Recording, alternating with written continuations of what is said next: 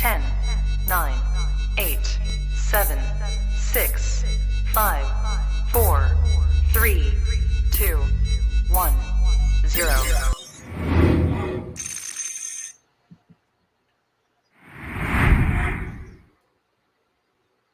All right, welcome to another edition of the Rising Coaches Member Spotlight, brought to you by Dr. Dish, the best shooting machine in the world. Very excited about today's guest, Tito Arias, assistant coach at Barry University. Tito and I go way back to our College of Central Florida days. Tito's rocking the polo today. Rest in peace, College of Central Florida men's basketball. They ended the program a year or so ago. Tito, what's up, man? How are you? I'm good, Adam, man. Can't complain, man. How about yourself? Yeah, I'm doing good. Are you coming to us live from Miami? I know you were in Indianapolis working the 3-on-3 event last week. You're back home? Back home, man. Sunshine State, beautiful day today in Miami, so can't complain. I love it. All right, Tito, give us the backstory, man. How did you get into hoops? How did you get into coaching? Tell us where you grew up. Give us a little bit of your background. All right. How long do we got? As long as you want, Tito.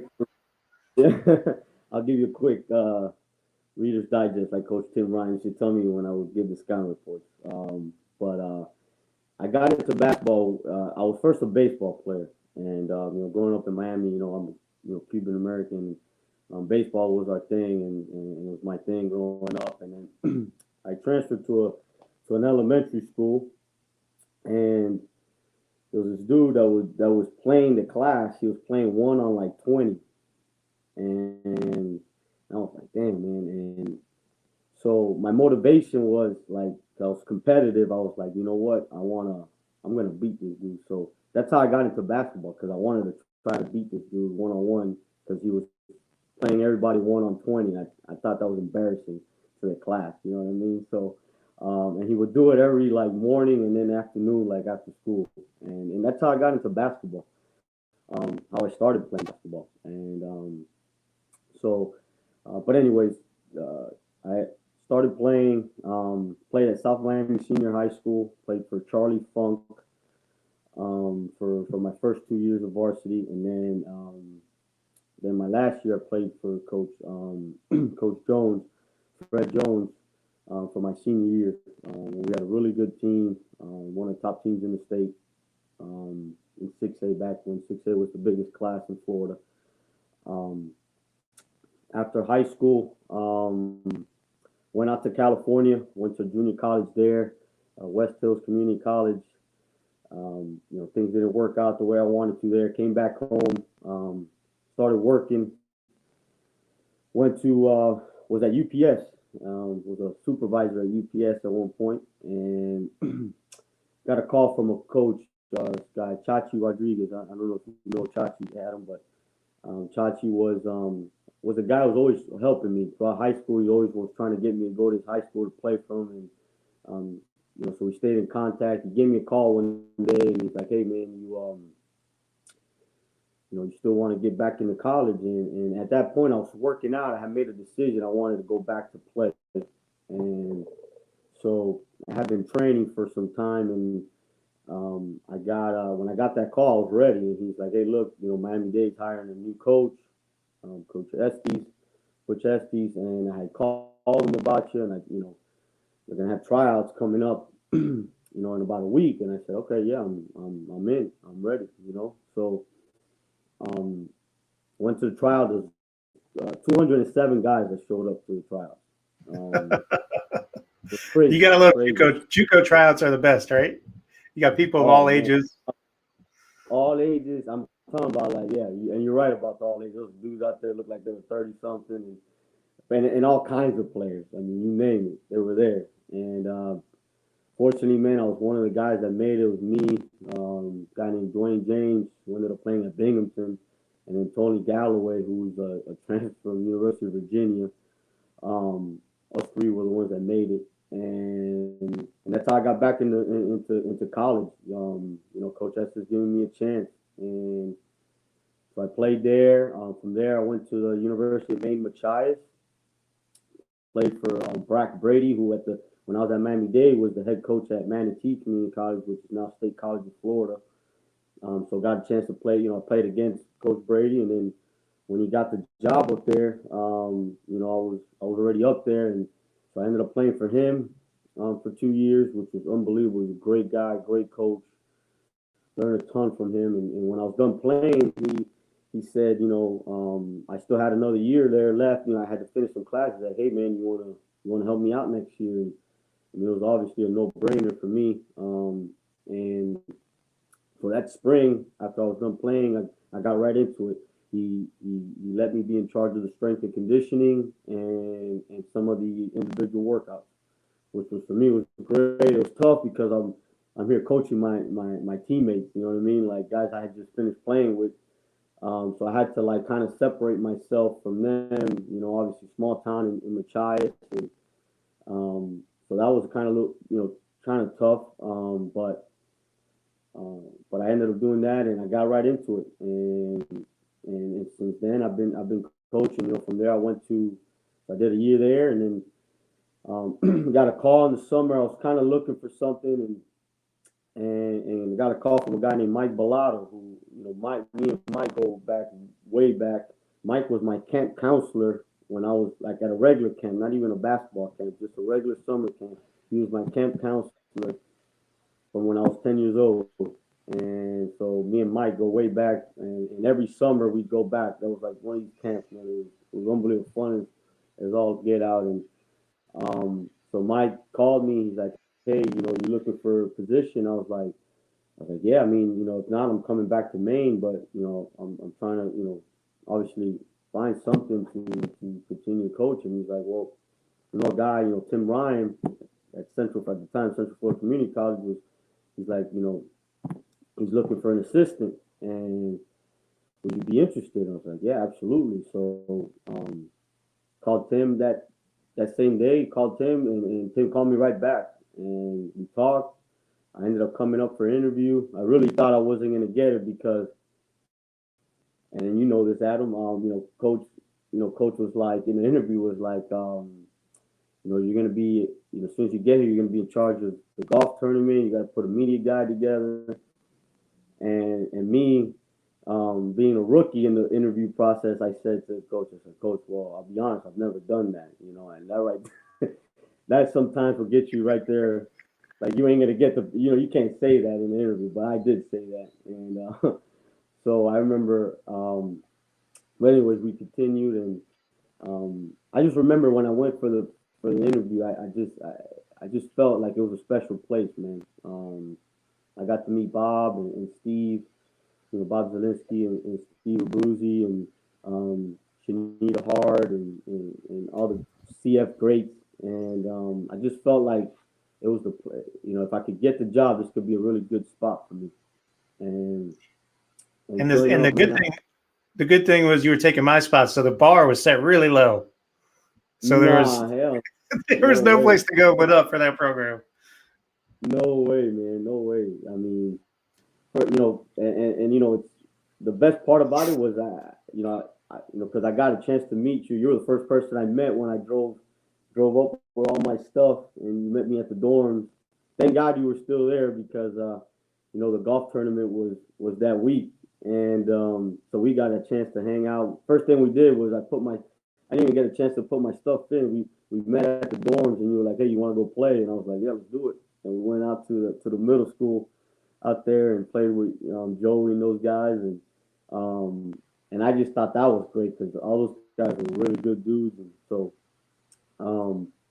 but yeah, you helped me out tremendously that weekend. And I remember we were riding to the golf tournament and to drop off some stuff, and it was me, you, and Coach in the car, and he was driving, and I don't know, he made a comment about something, and I was like, yeah, I'm ready. And he goes, you about to get thrown into the fire. And I remember the way he said it, I had no idea what he was talking about, and sure enough, when school started and, we had to, everything, you know what I mean? The checking classes, breakfast in the mornings, every morning with the guys, practice, weights, study halls, curfews at night, and it was just nonstop every single day. And I just remember like calling you so many times, like Adam, hey, what do I do here, man? What do I do with this?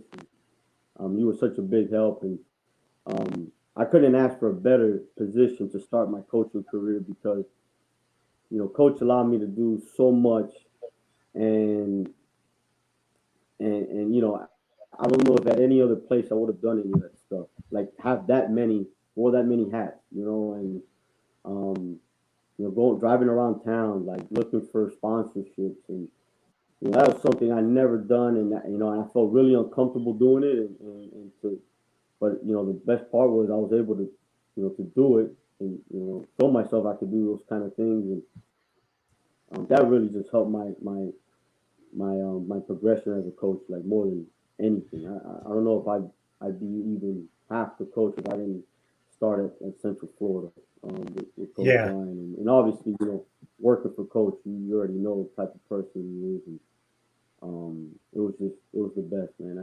I had the best time, the best years there. It was really fun, man. And then from there, I went to Payne College. I was Well, hold there a on year before with you Jim. before you I'm sorry sorry, before you go go into before you jump into pain and the rest. Let's talk a little bit about the old stomping grounds in Ocala. Um, yeah, it's funny because like I had the same exact experience on my interview. Like it felt like a special place. I went into my interview saying like, man, there's no way I'm taking this job. I'm not gonna. I thought I was better than JUCO. I thought I was gonna get like the Duke job, and Yeah. I really just went because like the assistant coach at Tampa was like, you need to get your ass in the car and go. Like, quit messing around. Get over there and see it. And I left, with that same special feeling. You go around. Tim Ryan, who's the head coach, was the head coach there, Hall of Famer, takes you around, introduces you to everybody. Everybody on campus, the financial aid person, the academic advisor, the dean of the math school, and then, but like to your point, I spent the first 3 months. You got it easy because you took the job like late summer. I guess you said like it was the week of the golf tournament. I took the job like in May, as soon as I graduated college, and it was like the first 3 months was just trying to get like golf tournament sponsors, which I didn't want to, I didn't want to do that shit. I wanted to coach basketball. There's no players there. And, it was before the time, like you had your whole team there during the summer to work out. And I remember like wanting to quit like so many times that summer, like this sucks. I hate this, but it does. It prepares you to like think about like how you would run a program, and you got to go around and you got to solicit money. Like that's part of the job, no matter what level you're at. And it gets you ready for that. And then you're right. Like not only are you doing that, but then once the guys do get there, I mean, a Tim Ryan program, it's just you. There's just one assistant, and you got to do breakfast checks at 7:30, right? Or 7:30. Yeah. And then you got to do curfew at like 11:30 or midnight.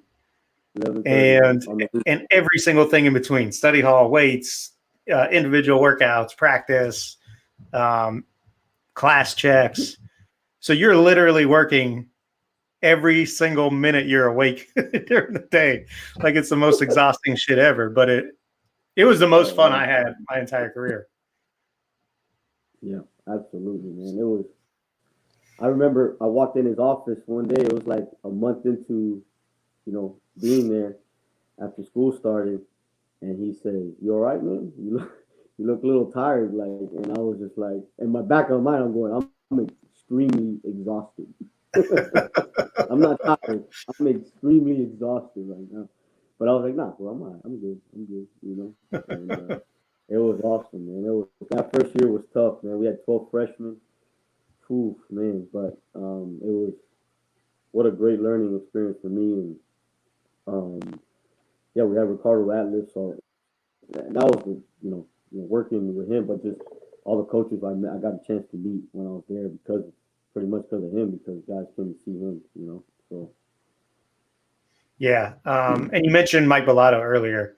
just to like fill that in for people. Mike is now, I think at the time he was probably an assistant at FAU, maybe, but currently the head coach at Arkansas State. And he's got Miami-Dade connections and Butch Estes connections too. So you guys, not only are you old camp buddies, but your paths have crossed many times. Yeah, no, I actually Mike was the assistant at Miami-Dade when I played for Coach Estes when I was there. So I got to play for Mike then, and then at that time when he called me, he was at FAU. They were recruiting the big kid that was at Central Florida at the time, Jimmy. That was at Florida. Jimmy Sutton. Oh yeah, Jimmy Sutton. Jimmy Sutton. Yep. So yeah, I guess that's when him and Coach Ryan, I guess, had developed that relationship, and when he was then at FAU. Yep. And now he's at Arkansas State, like you said. So from Central Florida, you go to Payne University. Is that right? Payne College. Yep. Payne College. Payne College. No, you're good. Worked for a great guy there too, Jimmy Lynn. Jimmy is, man, it was fun. It was fun, man, working with Jimmy there. He kind of did the same thing when I got there. Jimmy kind of just let me do my thing. I came in, I did the strength and conditioning just like I did at Central Florida and Maine Machias. Did the individual workouts along with Chase Campbell, Chase Campbell was an assistant there. It was us three at that in that staff, and did the scout, did a lot of the same things I did. And then obviously I didn't have to check curfew or any of that stuff. But Payne was great, man. Payne was a great experience as well. We had a really good team. Jimmy just did a great job. Just a great guy to work for, man. I can't say enough about him.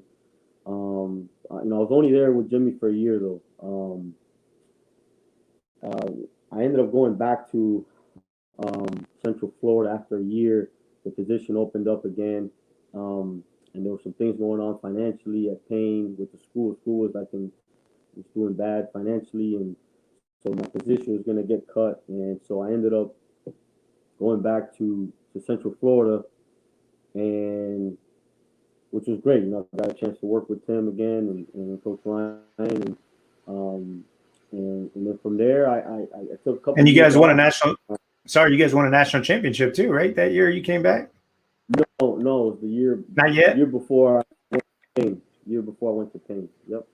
Okay. Got a chance to win. Yeah, that was obviously. We can't skip over that. I know. Where's your ring? Where's your ring, Tito? I don't have it on me right now. Where do you keep it? Exactly. I actually have it at my mother's house. Oh, nice. I don't wear it much. I wear it like, once in a while I'll pull it out, but it's there. Trust me, it's in a place where, ain't nobody getting to it, that's for sure. But that was just, what a special ride, what a special group of guys. And I always tell people, it started with the 2010, 2011 group, which was the year after Ricardo left. That year, Ricardo's sophomore year, was ranked number 1 in the country for most of the year. And then that following year, man, we only had one guy left over from that team, and he was his name was Slobodan Miljanic, and Slow, who we called, and he, man, let me tell you, he's the guy that set the tone for our culture. Like, he's the guy, like, when guys would come in, new guys, he put guys in the place.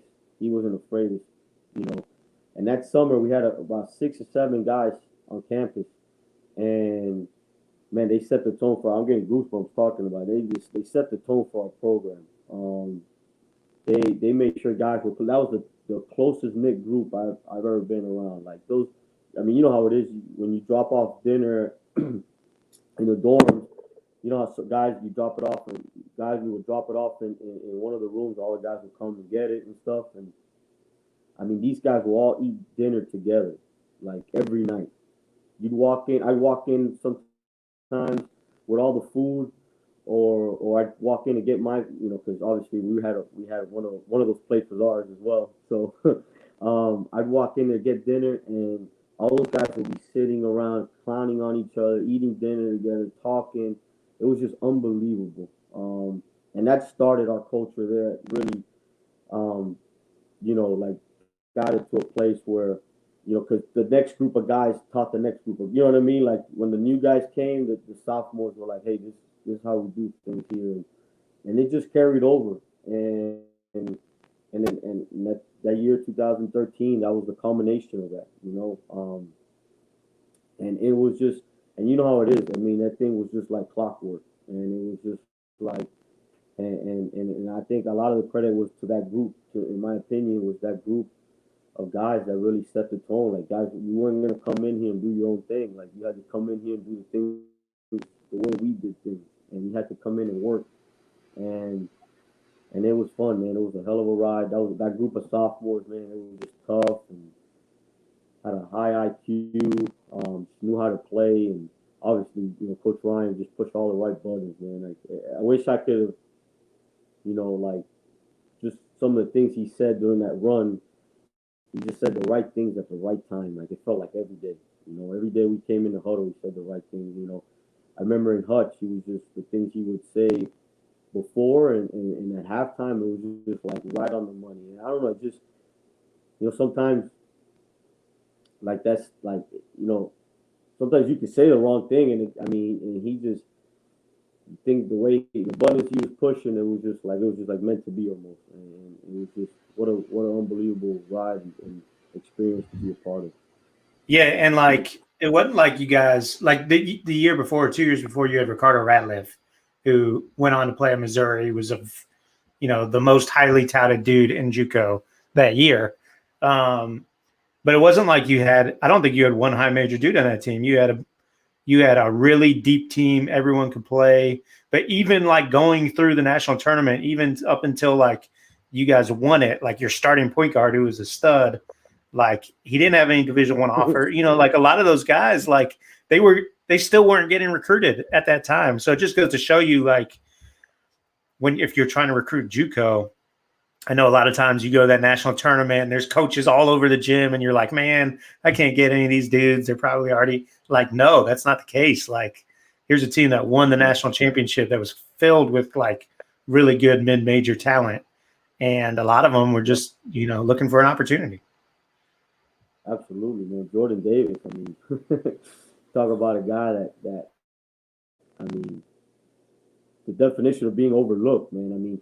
He ended up going to University of Tampa and had a great career there for 2 years. He was all conference. You're talking about a great feel for the game, but I couldn't believe like he never he just got overlooked, and he had some low division, low major stuff, but just like you said, like I could go down the whole list of guys. Jordan Parks, who was one of the best winners we ever had. I ever coached. You're talking about an absolute winner. Did not get recruited by anybody, and ended up going to North Carolina Central. Had an unbelievable career. They won the 2 years he was there. They won the league, and just it was just like you said, just a group of guys that there was no high major. Eugene McCoy ended up at University of Central Florida. Was our best player, and he went to Central Florida, which at the time, mid-major, you would say at the time, but he wasn't even getting recruited like that. Just a group of tough guys that just knew how to win. Jeremiah, I could go down the list. Jeremiah Easton, Will Saunders, who was a Mike Speranza guy, and just great group of guys, man. They worked hard. They loved, that's the main thing too. They loved each other. Those guys too, man. They were just always together. Just unbelievable. For me, it was great because it's just, like you could do it the right. You don't have to get like just guys that are just talented. Characters just showed me how important character is. And guys who have were good dudes, man. But obviously gotta be talented. That could, that a good guy's gonna work hard. You need to win with those guys. You're gonna win big with those guys. So. For sure. Okay, enough about those guys. Forget them. Let's get back to you. Yeah. All right, so you come back to Central Florida after your time at Payne, and then what? What happens from there? So I'm there with Tim. I ended up getting out of coaching for a couple years. Ended up moving back to Miami and just working and stuff. And then I started going to Barry University games. Obviously, Coach Estes is the head coach at Coach Butch Estes is the head coach at Barry at the time and still is. And so I started going to games there. And one day I'm out at a high school game and Coach shows up and he says, let me backtrack. I was at a game and I was standing at the door and Coach comes up to me. He's like, "Hey man, what are you doing?" And I'm like, "No, just working right now, man. Just and at the time I was obviously trying to stay as sharp as I can. With coaching stuff and watching videos, going to practices, and he said, well, man, if you're interested, man, I can use your help, and I was like, yeah, I'll let you know, Coach, for sure. I appreciate it. And I was thinking about it, and like 2 days later, I see him at a gym at a high school game. And like, "Hey, you've been thinking about what we talked about?" And I was like, yeah, I've been thinking. I'll give you an answer here soon for sure. And thought about it for a couple more days, and I said, why not? Let me, I'm back home, and I get to coach at the university here in my hometown, and work for a guy that obviously got me into college and played for, and really cares about people, and did a lot for me as a player. And I said, let's do it. And so I ended up joining the staff in 2017, 2018. Actually, it was mid-year when I came in, and that year, we were top 5 team in the country, and how lucky I was that with that team I got a chance to be part of an elite 8 team, in my opinion, had a chance to win a national championship. We had an All-American point guard and Elvar Fredrickson, and again, just a great group of guys. And that was a great. We had an unbelievable run. Lost a friend in the Elite 8 game, and we were right there at the end, down 2 with like a minute something, and had a chance to tie the game, and didn't. But at first ended up winning the national championship that year. But what a great run that was, and I got a chance to see Division II at its best. Which, a lot of people don't know, how good Division II is. What a high, such a high level of basketball, especially at that elite level. I mean, it's just crazy. I wouldn't. When I was at Central Florida, I never thought Division II was that good, and now that I'm in it, it's just like, wow. The coaching is so good, players. But anyways, I've been at Barry since then, since 2017, 2018, and obviously this year for us was just really tough with everybody, especially in our league.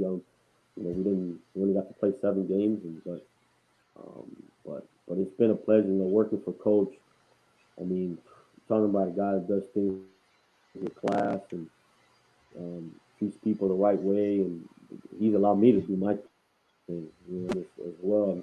I've just been lucky, man. But just to work with Coach Estes, man, it's just been such a pleasure, man. He's such a good guy and does things the right way. And, so I'm really lucky, man, for sure. Yeah, for sure. And for people that don't know, Butch Estes, he's been in it for probably over 40 years. He's won 600 games, I think, at least, or right around. I know he was right around the 600 mark. Yeah, he's like, I think like 2 or 3 games short of it, or 5. He's right there. He's not at 600? Right there. He hasn't. Okay, No, never mind. I take all. no, He hasn't accomplished anything yet. He's no, not at 600. no, I'm just kidding. just cut this part off because I think he's at 600 or he's getting to 700. He's either one of those, but he's like 3 or 4 games like away from either one. So He's won more games I think than most coaches. Yeah, than most coaches will in like 3 lifetimes. He's won a lot of games. A lot of games. Yeah, and a great, like you said, such a good dude. Such a class act. Like treats people great, like you said. Kind of like a Lute Olson. I don't know why I'm thinking Lute Olson.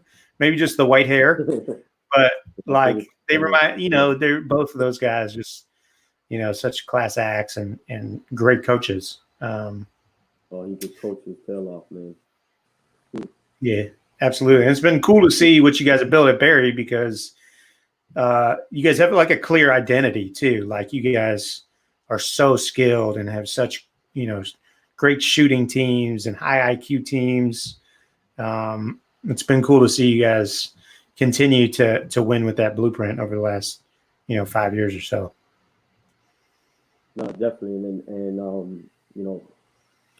I just been lucky to be a part of it, and it's been good, going back and obviously now coaching on the coach and playing for him, and a lot of things we did at Miami-Dade too, like as far as sharing the ball, being unselfish, playing hard. I mean, you gotta play hard, obviously, but I mean, just a lot of things we did, we still do now. The way we defend the different defenses and stuff. So for me, as far as coaching, going in with him was an easy transition because a lot of stuff we did, I did as a player first. So. Absolutely. Tito, what advice can you share with somebody who's in the profession? You've won a national championship. You've made an Elite 8 run. You've worked with multiple Hall of Famers. What has been the biggest lesson you've learned, throughout your career? Man, just being humbled, treating people the right way, man. Just I think so many guys. I mean, this is just my opinion, but they get to a certain position or something, and they start to kind of, I guess, feel themselves a little bit too much. And I don't know. I think the thing that Tim and Coach Estes have taught me the most, man, is just how down to earth they are, and how like being a good person, man, more than anything. Being real with yourself, being yourself, treating people the right way, man. I think it just goes such a long way. And you could be a big time coach, man, but just being a big time person, like just being a guy that just being a person that just treats people the right way, does things the right way.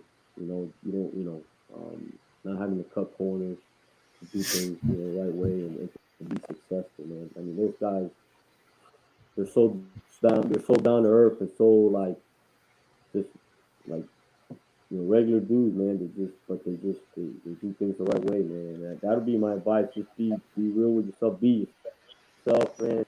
And just treat people the right way, man. And be humble, and work your tail off. And good things will happen, man. If you do those things. Great stuff, Tito. Well, we appreciate it, and look forward to seeing what's next for you. Adam, man, hey, thanks to you, man. You've been a big help in my career, and you've always been there to help me out. Obviously, this past weekend, helping me be involved with the 3x3U, and but just over the years, man, thank you for everything you've done for me, man. You've always been a huge help, and things you didn't have to do that you did for me, so I really appreciate it. If you don't mind, I just want to say a couple of shout outs, man, to a couple guys, man. Jake Zender, who's at Francis Marion, a couple of those CF guys. Jake does a great job, man. Lance Foreman, another CF guy, was part of the staff we won at Central Florida. Obviously Chase Campbell, who was with me at Payne. Adam Gage, another CF guy, who's at Morehead State, who got to the tournament this year. Justin Furr, who's at Florida Gulf Coast right now as an assistant, does a great job. He's the guy, was part of this got everything started here at Barry, and I'm forgetting a couple guys. Oh man, Phil Morosco, who's at Independence Community College, who's done a great job. He's with me on staff at Barry for a year.